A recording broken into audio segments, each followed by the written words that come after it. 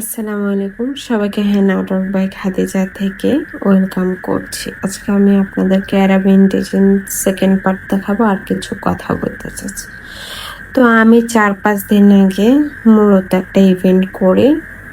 তা আপু আমাকে কোশ্চেন করে যে আপু 5 মিনিট কাবেরী মেহেদি নাকি হালাল না, আমি শুনেছি। পরে আমি ওনাকে বললাম, জি আপু, এটা আপনি ঠিকই শুনেছেন, কারণ অর্গানিক মেহেদি 4-5 দিনের বেশি ডিপ ফ্রিজের বাহিরে রাখলে আপনার অয়েলটা ছেড়ে দেয়। বাট কাবেরী 5 মিনিটের মেহেদি বছরের পর বছর সেল করা হয় দোকানে, তো 100% ওটার মধ্যে কেমিক্যাল ইউজ করা হয়েছে। আর আমরা তো জানি যে কেমিক্যালগুলা দেওয়া হয় তার সবসময় হালাল দেওয়া হয় না, এগুলোর কারণে অনেক সময় নামাজ হয় না। বাট অর্গানিক মেহেদিতে আমরা কোনো খারাপ কেমিক্যাল বা হারাম কেমিক্যাল ইউজ করে থাকি না। তো এর জন্য আর কি এটাকে আমরা বলি যে এটা না দেওয়াই ভালো, বাট এটা যার যার চয়েস। তো ওনার পাশে একজন রিলেটিভ থাকে, আমি জানি না উনি কে, উনি চাচি না খালা। উনি বলে উঠে শায়েক আব্দুল্লাহ বলছে এটা হালাল, কাবেরী মেহেদি হালাল। 5 মিনিটের মেহেদি হারাম হইতে পারে, বাট কাবেরী মেহেদি হালাল।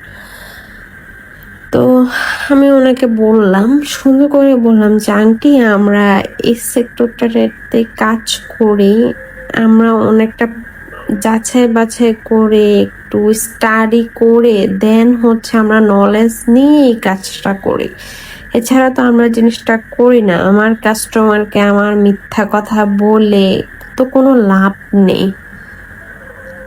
তো উনি আমার সাথে অনেক তর্ক করলো যে হ্যাঁ শায়েক আব্দুল্লাহ বলছে, হুজুরা বলছে, এই করছে। তা আমি চিন্তা করলাম, কিছু মানুষ আছে যারা যখন কোনো কিছু পারে না তখন তারা হুজুর বা হাদিস টেনে এনে মানে হচ্ছে ওনাদেরকে জিততে হয়। তো পরে আমি ওনার সাথে আর বেশি কথা বাড়াই না, আমি চুপ হয়ে যাই, কারণ আমি এই সমস্ত কোশ্চেনের অ্যান্সার দিতে আমি আর খুবই খারাপ লাগে।